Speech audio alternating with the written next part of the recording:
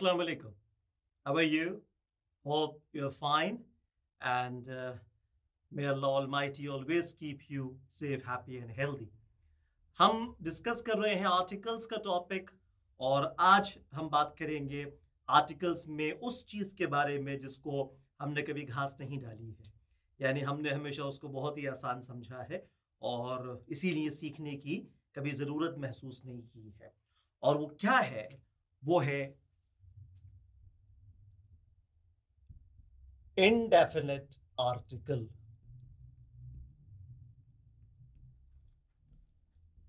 Indefinite articles में दो articles शामिल हैं, एक A है और दूसरा N है।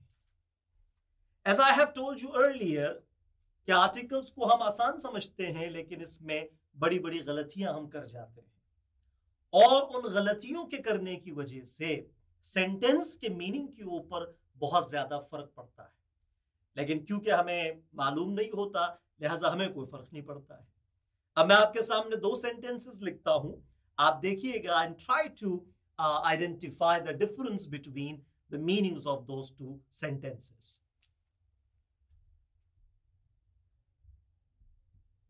He is grave and he is a grave। अब आप कहेंगे कि सर ये तो एक ही जैसे हैं, इनमें तो कोई फर्क नहीं है सिवाय इसके कि दूसरे सेंटेंस में हमने आर्टिकल इस्तेमाल किया है ए, इसके अलावा तो कोई फर्क हमें नजर नहीं आ रहा। लेकिन आप मीनिंग के ऊपर जब गौर करेंगे तो एक बहुत ही रिडिक्यूलस सेंटेंस है और एक जुमला बिल्कुल ठीक है।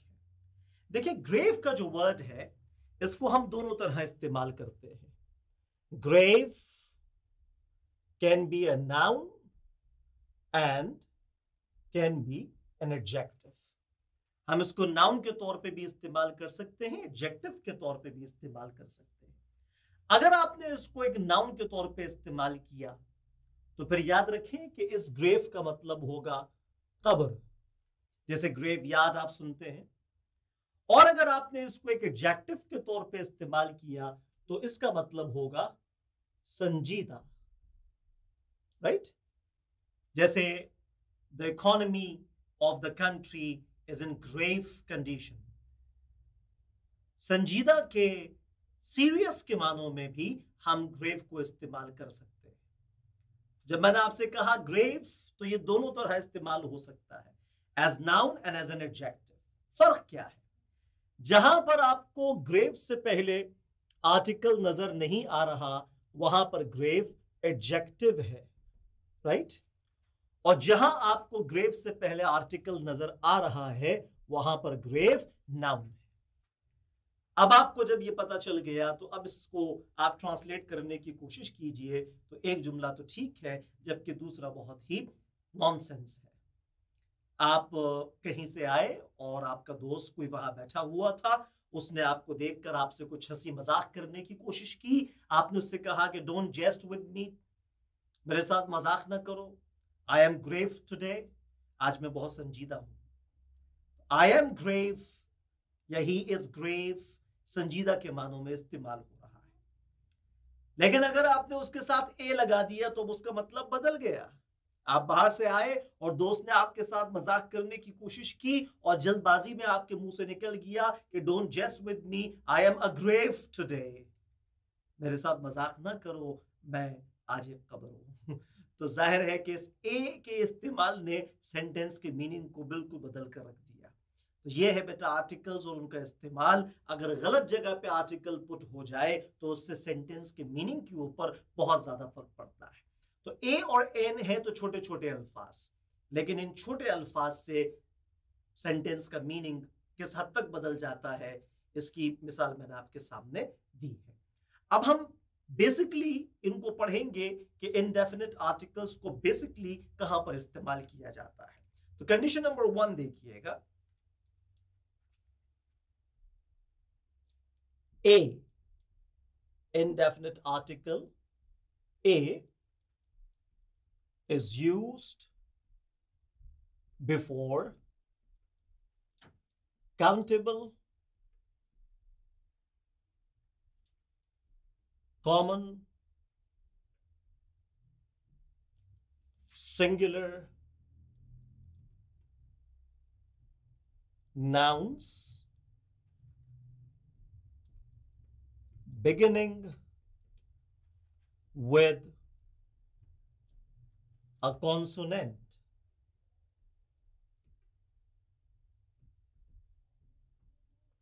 This is the basic use of indefinite article a.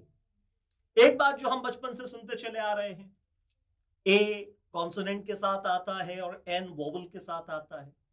अब ये बताने की तो मुझे जरूरत नहीं है कि वोवल्स क्या होते हैं और कॉन्सोनेंट क्या होते हैं, लेकिन मैं फिर भी बता देता हूं। आपको पता है कि इंग्लिश लैंग्वेज में 26 लेटर्स हैं। ए ई आई ओ यू, इन 5 को वोवल्स कहा जाता है और इनके अलावा बाकी जो 21 हैं उनको कॉन्सोनेंट्स कहा जाता है। जैसे बी कॉन्सोनेंट है, एफ कॉन्सोनेंट है, एम कॉन्सोनेंट है। ए कॉन्सोनेंट के साथ इस्तेमाल होता है, ये बात तो ठीक है, लेकिन क्या सिर्फ कॉन्सोनेंट को ही देखना है? जी नहीं, ऐसा नहीं है। आपको 4 बातों को देखना है।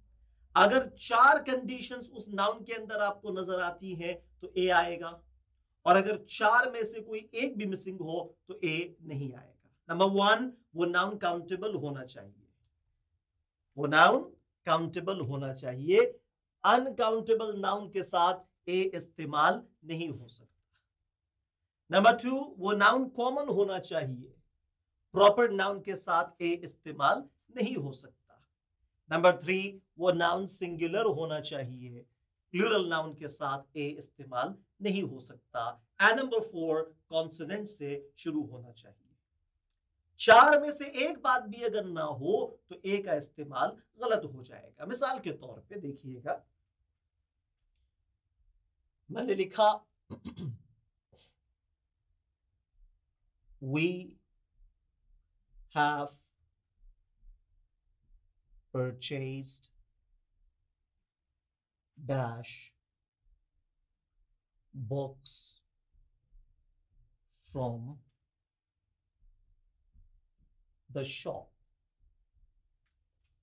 We have purchased dash books from the shop. अब यहां पर आपके सामने बुक्स का नाउन मौजूद है और ये बुक्स का नाउन डेफिनेटली कॉन्सोनेंट से स्टार्ट हो रहा है। लेकिन क्या खाली इतना देखना काफी है? जी नहीं, आपको देखना पड़ेगा काउंटेबल है कि नहीं है। तो पता चला कि बुक्स काउंटेबल है जब ये प्लूरल फॉर्म में आया है। आपको देखना पड़ेगा क्या कॉमन है कि नहीं है। तो जी हाँ, बुक्स का नाउन कॉमन भी है, तमाम किताबों के लिए बुक्स का वर्ड इस्तेमाल किया जा सकता है। क्या ये कॉन्सोनेंट से शुरू हो रहा है? तो जी हाँ, ये कॉन्सोनेंट से भी शुरू हो रहा है। लेकिन क्या ये सिंगुलर है? तो पता चला कि ना, ये सिंगुलर नहीं है। काउंटेबल भी है, कॉमन भी है, कॉन्सोनेंट से भी स्टार्ट हो रहा है, लेकिन क्योंकि सिंगुलर नहीं है लिहाजा इसके साथ आर्टिकल इस्तेमाल नहीं हो सकता। अब अगर कोई लिख दे कि we have purchased a books from the shop, तो डेफिनेटली ये जुमला गलत हो जाएगा।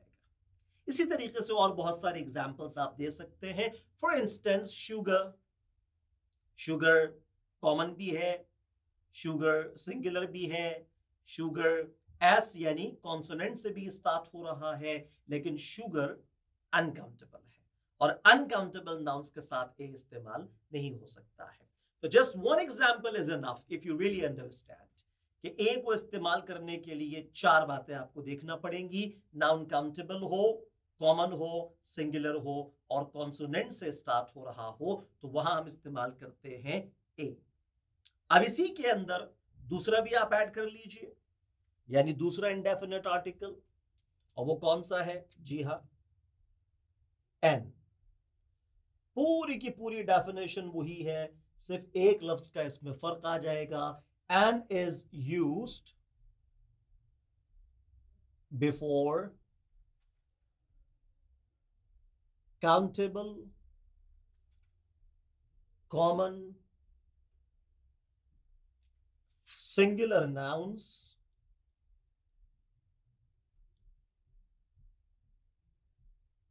beginning with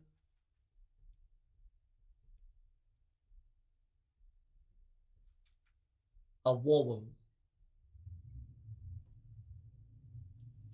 देखिए पूरी डेफिनेशन वही है, सिर्फ एक लफ्ज का इसमें फर्क आ गया है और वो है वोवल। यानी चारों बातें यहां भी आपको देखना पड़ेंगी। सिर्फ वोवल देख के एन नहीं लगाना है, आपको देखना है कि वो नाउन काउंटेबल भी हो, अनकाउंटेबल के साथ एन नहीं आता, वो कॉमन भी हो, प्रॉपर के साथ एन नहीं आता, वो सिंगुलर भी हो, प्लूरल के साथ एन नहीं आता, और वो किसी वोवल से स्टार्ट हो रहा हो, तो अब आप इनडेफिनेट आर्टिकल ए इस्तेमाल कर सकते हैं। फॉर इंस्टेंस मैंने यहां पर लिखा she has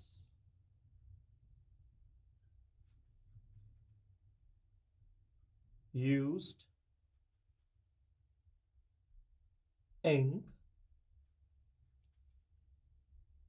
to write this application. She has used dash ink to write this application. उसने इस एप्लीकेशन को लिखने के लिए इंक का इस्तेमाल किया है, और बहुत सारी चीजें भी राइटिंग में इस्तेमाल होती है। अब यहां इंक का जो वर्ड है उससे पहले ब्लैंक मौजूद है, और आपको इस ब्लैंक के अंदर कोई आर्टिकल पुट करना है, लेकिन आपको देखना पड़ेगा कि इंक क्या है, क्या इंक में वो चारों कंडीशंस मौजूद हैं। तो पता चला कि इंक कॉमन तो है, इंक सिंगुलर भी है, इंक वोवल यानी आई से भी शुरू हो रहा है, लेकिन क्या इंक काउंटेबल है? जी नहीं। मैंने आपको बताया था कि लिक्विड्स अनकाउंटेबल होते हैं, तो क्योंकि ये अनकाउंटेबल है लिहाजा इसके साथ आर्टिकल नहीं आ सकता है। She has used ink to write this application. मैंने आपको दोनों एग्जाम्पल्स के अंदर वो बताया है कि जहां ए और एन नहीं लग रहा है, और क्यों नहीं लग रहा है, क्योंकि चार में से एक कंडीशन मिसिंग है। बेटा हम ये बात बचपन से पढ़ते आ रहे हैं, और आई एम श्योर कि आप में से अक्सर को ये बात मालूम है और अच्छे से मालूम है कि जो वोवल के साथ एन आता है और कॉन्सोनेंट के साथ ए आता है, but just knowing this is not enough. आपको तीन और बातों का ध्यान रखना पड़ेगा कि नाउन काउंटेबल भी हो, कॉमन भी हो, सिंगुलर भी हो, उसके बाद हम देखेंगे कॉन्सोनेंट है कि वोवल है, और जिस नाउन में ये चारों कंडीशंस हो उनके साथ ए और एन इस्तेमाल होगा, और एक कंडीशन भी ना हो तो उसके साथ ए और एन इस्तेमाल नहीं हो सकता है। तो ये मैंने आपको आज बताया है इनडेफिनिट आर्टिकल का बेसिक यूज, लेकिन अब इसकी कुछ एक्सेप्शंस हैं, जैसे हर टॉपिक में एक्सेप्शंस आते हैं, और इन एक्सेप्शंस को हम पढ़ेंगे तो आप देखेंगे कि इसके बरक्स हो रहा है, यानी कॉन्सोनेंट के साथ एन इस्तेमाल हो रहा है और वोवल्स के साथ ए इस्तेमाल हो रहा है।